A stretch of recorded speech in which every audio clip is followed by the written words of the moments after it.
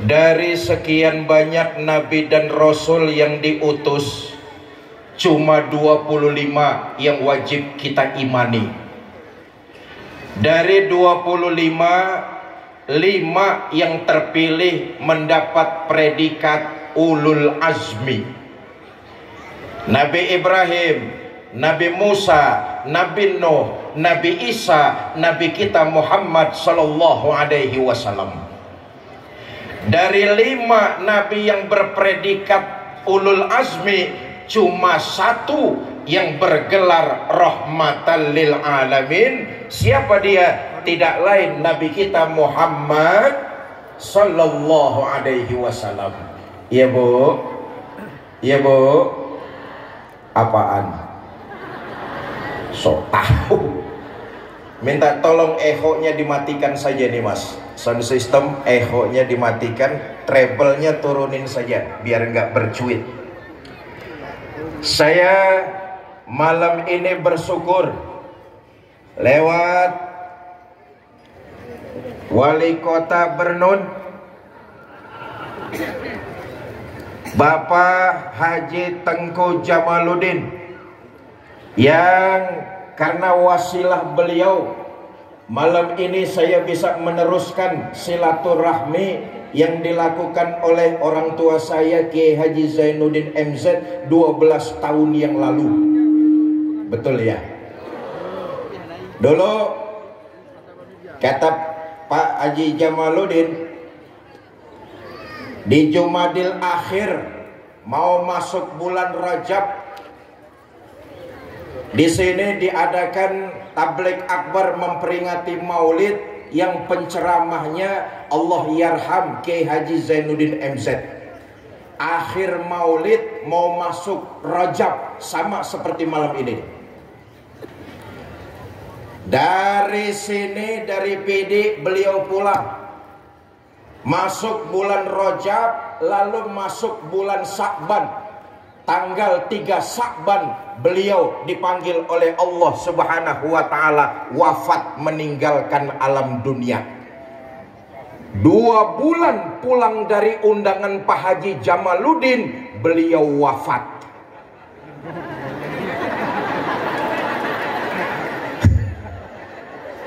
Makanya saya ngeri-ngeri sedap pidato di sini.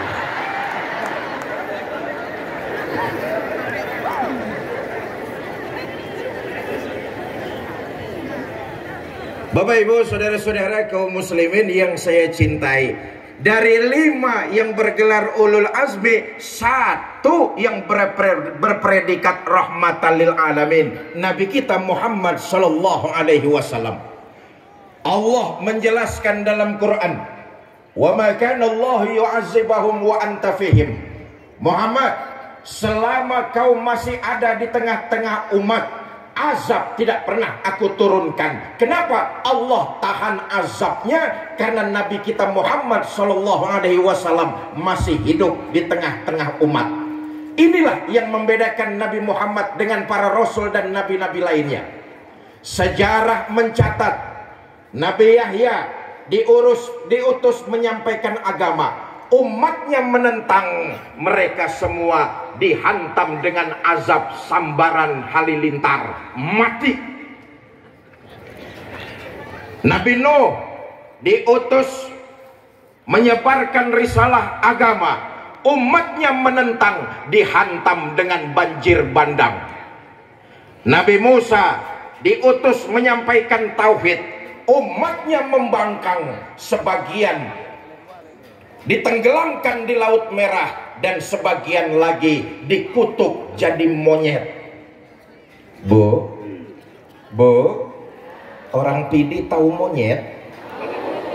Ya taunya jangan ngeliatin saya lah. Berbeda dengan junjungan kita baginda Nabi besar Muhammad sallallahu alaihi wasallam. Bagaimanapun kurang ajarnya umat menentang dakwah Nabi, Allah nggak turunkan azab. Kenapa? Nabi kita rahmatan lil. Ayo kita lihat orang-orang kafir Quraisy bagaimana sangat kurang ajarnya menentang kebenaran yang disampaikan oleh baginda Nabi. Saudara, ketika dakwah di Mekah sudah tidak lagi kondusif, Nabi pindah dakwah ke daerah Taif. Sampai kota Taif, Nabi bukan disambut tapi disambit. Allahumma sholli wa sallim wa barik alaih. Khatamun Nabiin, Sayyidul Mursalin, penghulu para nabi dan rasul. Dakwah ke kota Taif bukan disambut tapi disambit. Berdarah kakinya yang mulia, menghindar Nabi ke kebun anggur. Turun malaikat Jibril menawarkan bantuan. Muhammad, innallaha amarani an uti'ak. Muhammad, Allah memerintahkan kepadaku untuk patuh apa komando kamu. Kalau tadi dakwahmu di kota Taif disambitin sama mereka, sekarang juga saya angkat Jabal Uhud, saya timpakan kepada mereka biar mati semua. Bagaimana Muhammad?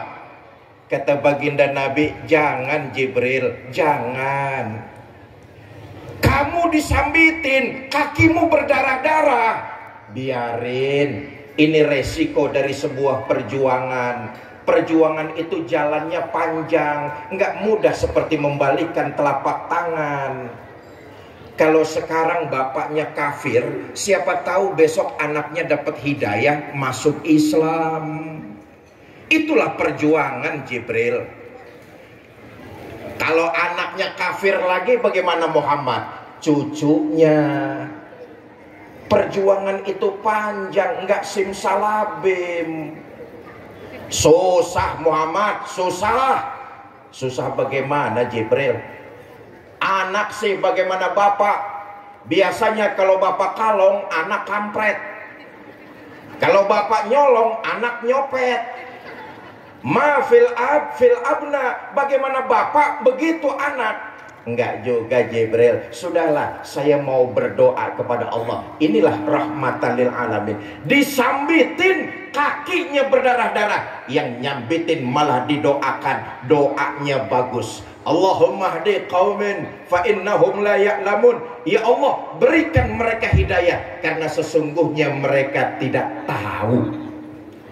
Bapak Ibu, saudara-saudara kaum muslimin yang saya cintai, tidak usah kita ragukan lagi betapa cinta dan sayangnya baginda Nabi kepada kita umatnya. Zahir dan batin, dari dunia sampai akhirat, Nabi cinta kepada kita umatnya. Periksalah sejarah. Tidak ada seorang pemimpin pun di dunia ini yang cintanya kepada umat dan rakyat dari dunia sampai akhirat kecuali Nabi kita Muhammad Sallallahu Alaihi Wasallam. Apa bukti kecintaan Nabi kepada kita? Pertama,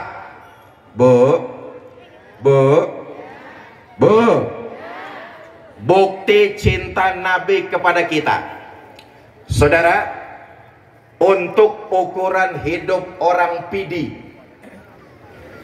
kota Bernun ya. Untuk ukuran hidup orang Bernun, Nabi itu hidupnya sederhana.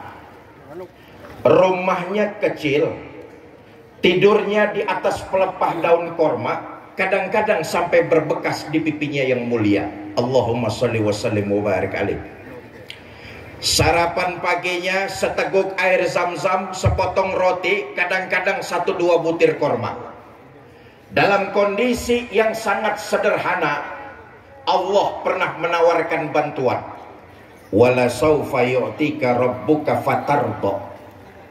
Muhammad, kamu mau apa? Minta saja, aku penuhi kebutuhan kamu, asal bisa membuat hati kamu senang.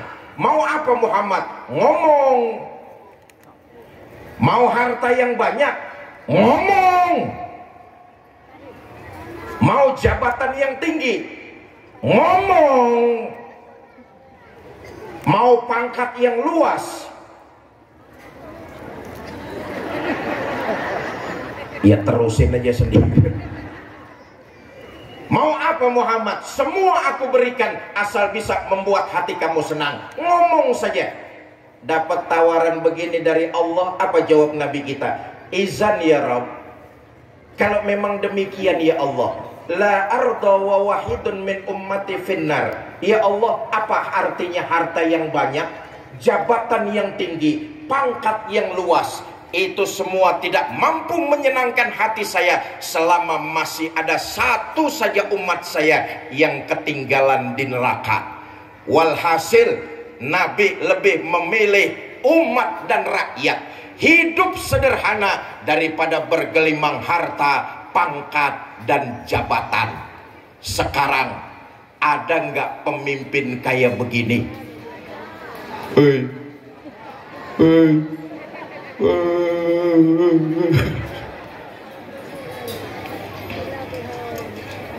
Bapak Ibu saudara-saudara kaum muslimin yang saya cintai, tadi tokoh kita diantaranya Bang Nasir, dan Bang Rafli. Bang Rafli sudah menyampaikan sebaik syair Melayu, luar biasa ajaran agama. Hidup adalah perjuangan.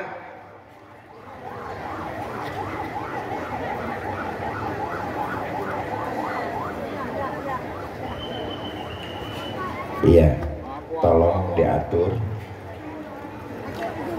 Jangan mengganggu ambulan, tolong dikasih jalan jamaah. Ya. Sebentar iklannya lewat dulu. Tadi Bang Rafli menyampaikan sebaik syair luar biasa. Hidup adalah perjuangan. Orang yang hidup tidak mau berjuang laksana mayat yang sedang berjalan. Itulah yang diajarkan baginda kita Nabi besar Muhammad Sallallahu Alaihi Wasallam. Hidup adalah berjuang. Berjuang adalah penuh dengan keyakinan. Selama berjalan di atas nilai kebenaran, teruslah berbuat dan berjuang. Jangan pernah takut salah dalam berjuang. Nah, ini saya titip pesan. Adik-adik saya para remaja, para pemuda muslim Kota Bernun. Para pemuda. Para pemuda. Para pemuda, saya titip pesan, hidup adalah perjuangan, dan perjuangan harus disertai dengan keyakinan. Berbuatlah dan berjuanglah di atas dasar keyakinan. Jangan pernah takut salah dalam berbuat kebenaran. Salah dalam berbuat kebenaran masih lebih baik daripada kalian tidak pernah berbuat salah dalam kebenaran. Satu contoh misalnya, saudara baca Quran tapi salah, itu masih lebih baik dalam kebenaran daripada saudara tidak pernah salah karena tidak pernah baca Al-Quran. Saya dong baca Quran nggak pernah salah. Bacanya kapan? Nggak pernah. Karena itu harus disertai dengan keyakinan. Itu yang dicontohkan baginda kita Nabi besar Muhammad Sallallahu Alaihi Wasallam. Begini, Nabi itu diangkat jadi Rasul umurnya 40 tahun. Betul apa tidak? Mula-mula dakwah yang dilakukan Nabi sembunyi-sembunyi, dari rumah ke rumah, dari pintu ke pintu, dari orang ke orang.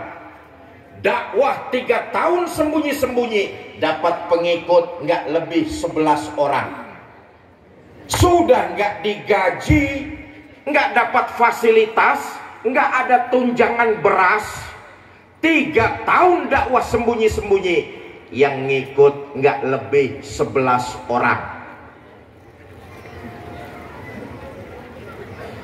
Calon pemimpin mana yang masih mau kampanye?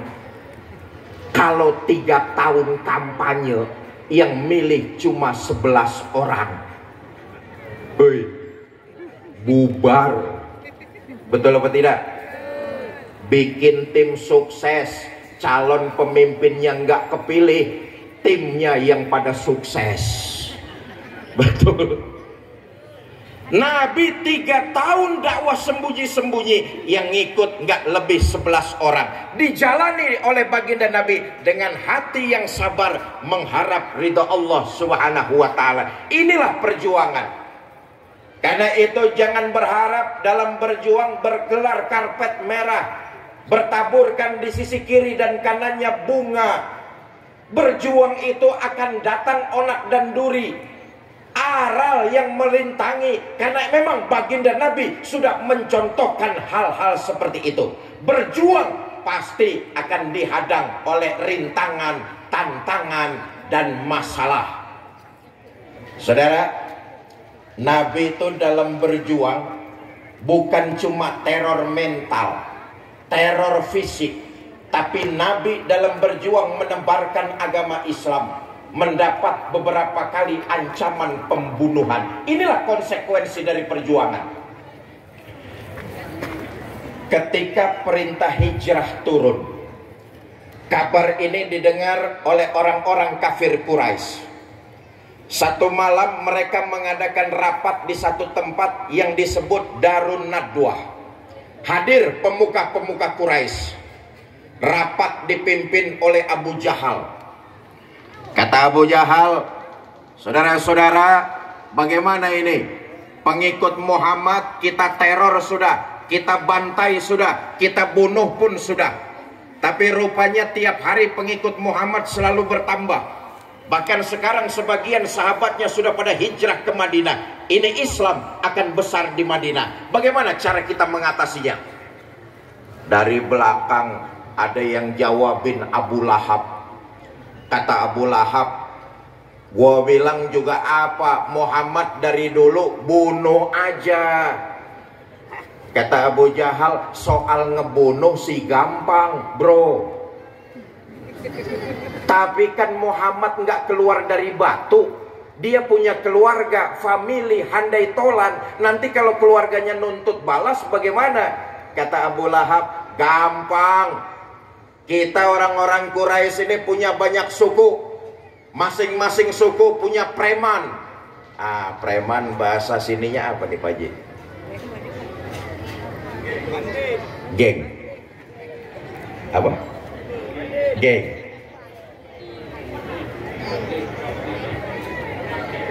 Pandi. Wandi. Pandi. Ya sudah, preman sajalah. Kita ini orang-orang Quraisy kan punya banyak suku. Masing-masing suku punya preman. Kumpulkan premannya, rame-rame bunuh Muhammad. Nanti kalau keluarganya nuntut balas, mereka akan berhadapan dengan semua suku yang ada di bangsa Quraisy ini. Kata Abu Jahal, waduh, idenya Abu Lahab bagus juga. Bagaimana saudara-saudara? Setuju? Setuju? Baik, kapan kita bunuh Muhammad? Lagi-lagi Abu Lahab memberikan ide. Sudahlah, nggak usah lama-lama, besok malam saja kita bantai Muhammad. Kata Abu Jahal, oke, besok malam kita bunuh Muhammad. Tapi yang ikut rapat malam ini jangan sampai membocorkan keputusan rapat kita. Siapa yang membocorkan keputusan rapat malam ini, maka akan dikenakan sanksi. Bagaimana? Setuju? Setuju. Baik. Rapat selesai, silakan bubar. Selesailah rapat, pulanglah mereka ke rumahnya masing-masing. Karena rapatnya sampai tengah malam, di rumah pada ditanyain sama istrinya, Pak, rapatnya kok malam amat, Bapak rapat apa rapet? Rapat Bu, besok malam mau ada pembunuhan. Pembunuhan? Iya. Siapa yang mau dibunuh? Muhammad, tapi jangan bilang siapa-siapa ya Bu ya. Iya Pak, iya. Besok pagi istrinya belanja sayuran. Ngobrol sama tetangganya, Mbak, nanti malam mau ada pembunuhan. Pembunuhan? Iya. Siapa yang mau dibunuh? Muhammad, tapi jangan bilang siapa-siapa ya Mbak ya. Iya. Ini tetangganya ngomong sama tetangganya yang lain. Yang lain ngomong lagi sama yang lain. Begitu seterusnya. Dan hampir sesiang itu, sebagian besar penduduk Mekah sudah pada tahu kalau entar malam mau terjadi pembunuhan. Tahu dari mana? Yaitu tadi, dari gerakan jangan bilang siapa-siapa. Lepas maghrib, kota Mekah sepi. Habis isya makin sunyi. Mendekati setengah malam, masuk preman-preman yang disewa oleh Abu Jahal, ngepung rumah junjungan kita baginda Nabi besar Muhammad sallallahu alaihi wasallam. Saudara, malam itu di rumah Nabi cuma ada 3 orang. Baginda Nabi Muhammad sallallahu alaihi wasallam, Sayyidina Abu Bakar As-Siddiq radhiyallahu anhu, dan Sayyidina Ali bin Abi Thalib karamallahu wajhah. Nabi ngomong sama Sayyidina Ali, Ali, labbaik ya Rasul, kamu gantikan saya ya. Gantikan apa ya Rasul? Tidur di atas tempat tidur saya. Ya Allah, saudara bisa bayangkan menggantikan tidur pada saat malam rumah dikepung, itu kan taruhannya nyawa. Sama juga gantiin mati. Gantiin mati. Iya, kalau gantiin Jokowi enak. Gantiin mati. Hebatnya Sayyidina Ali ketika itu masih muda beliau tahu resikonya mati, tapi nggak nolak. Inilah perjuangan dalam menegakkan nilai-nilai kebenaran. Jangankan berkorban tenaga, jangankan berkorban harta, berkorban nyawa sanggup dilakukan oleh Sayyidina Ali bin Abi Thalib. Padahal Sayyidina Ali kalau mau nolak jawabannya gampang. Umpama, Ali, kamu gantikan saya ya, tidur di atas tempat tidur saya. Kalau Sayyidina Ali mau nolak, jawabannya gampang. Ya Rasulullah, kenapa mesti saya? Abu Bakar saja yang sudah tuaan sedikit itu, tahu resikonya mati, masih muda, beliau nggak nolak. Baik ya Rasulullah, saya akan tidur menggantikan Tuhan. Berangkatlah Tuhan hijrah fi amanillah. Abu Bakar, saya ya Rasulullah, ayo kita berangkat hijrah. Ya Rasul, sebentar, ini preman-preman kafir Quraisy ngepung rumah kita ya.